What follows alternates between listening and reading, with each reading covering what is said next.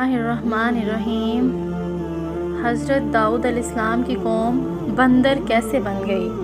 हज़रत दाऊद अलैहिस्सलाम की कौम के 70,000 आदमी अक़बा के पास समंदर के किनारे ईला नामी गांव में रहते थे और ये लोग बड़ी फराखी और खुशहाली की ज़िंदगी बसर करते थे।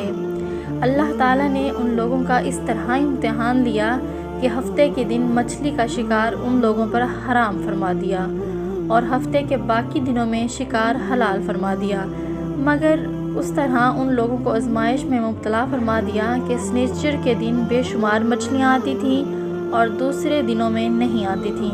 तो शैतान ने इन लोगों को ये हीला बता दिया कि समंदर से कुछ नालियाँ निकाल कर खुश्की में चंद हौज़ बना लो और जब सनीचर के दिन उन नालियों के ज़रिए मछलियाँ हौज़ में आ जाएं तो नालियों का मुंह बंद कर दो और उस दिन का शिकार ना करो, बल्कि दूसरे दिन आसानी के साथ उन मछलियों को पकड़ लो। उन लोगों को ये शैतानी हीलाबाजी पसंद आ गई और उन लोगों ने ये सोचा कि जब मछलियाँ नालियों और हौज़ों में मुकीद हो गईं तो यही उनका शिकार हो गया। तो सनीचर ही के दिन शिकार करना पा गया जो उनके लिए हराम था। इस मौका पर इन यहूदियों के 3 ग्रुह हो गए। नंबर 1, कुछ लोग ऐसे थे जो शिकार के इस शैतानी हीले से मना करते रहे और नाराज़ और बेजार होकर शिकार से बाज रहे। नंबर 2, और कुछ लोग इस काम को दिल से बुरा जानकर खामोश रहे, दूसरों को मना ना करते बल्कि मना करने वालों से ये कहते थे कि तुम लोग ऐसी कौम को क्यों नसीहत करते हो जिन्हें अल्लाह ताला हलाक करने वाला या सख्त सज़ा देने वाला है। नंबर 3, और कुछ वो सरकश और नाफरमान लोग थे जिन्होंने हुक्म खुदाबंदी की एलानिया मुखालफत की और शैतान की हीलाबाजी को मानकर सनीचर के दिन शिकार कर लिया और इन मछलियों को खाया और बेचा भी। जब नाफरमानों ने मना करने के बावजूद शिकार कर लिया तो मना करने वाली जमात ने कहा अब हम इनकी मासियतकारों से कोई मेल मिलाप ना रखें। चुनाचा इन लोगों ने गांव को तकसीम करके दरमियान में एक दीवार बना ली और आम दरख्त का एक अलग दरवाज़ा भी बना लिया। हज़रत दाऊद अलैहिस्सलाम ने गज़बनाक होकर शिकार करने वालों पर लानत फरमा दी। इसका असर ये हुआ कि एक दिन खताकारों में से कोई बाहर नहीं निकला तो इन्हें देखने के लिए कुछ लोग दीवार पर चढ़ गए तो क्या देखा कि वो सब बंदरों की सूरत में मसख हो गए हैं। अब लोग इन मुजरमों का दरवाज़ा खोलकर अंदर दाखिल हुए तो वो बंदर अपने रिश्तेदारों को पहचानते थे और इनके पास आकर उनके कपड़ों को सूंघते थे और ज़ारो ज़ार रोते थे, मगर लोग उन बंदर बन जाने वालों को नहीं पहचानते थे। उन बंदर बन जाने वालों की तादाद 12,000 थी।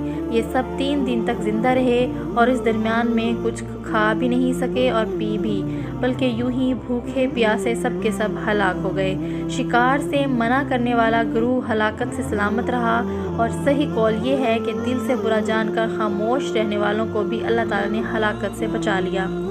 इस वाक़े का अजमाली बयान तो सूरत बकरा की इस आयत में है और बेशक ज़रूर तुम्हें मालूम है कि वो जिन्होंने हफ्ते में सरकशी की और तो हमने उनसे फरमाया कि हो जाओ बंदर धुतकारे हुए।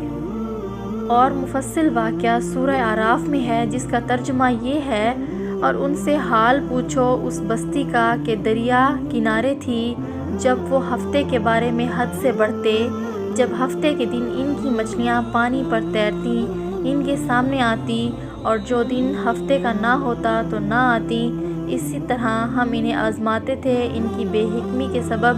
और जब इनमें से एक गिरोह ने कहा क्यों नसीहत करते हो उन लोगों को जिन्हें अल्लाह हलाक करने वाला है या इन्हें सख्त अजाब देने वाला, बोले तुम्हारे रब के हजूर माजरत को और शायद इन्हें डर हो। फिर जब वो भुला बैठे जो नसीहत इन्हें हुई थी हमने बचा लिया और जो बुराई से मना करते थे और जालिमों को बुरे अजाब में पकड़ा बदला इनकी नाफरमानी का। फिर जब उन्होंने ममानियत के हुक्म से सरकशी की हमने इनसे फरमाया हो जाओ बंदर धुतकारते हुए।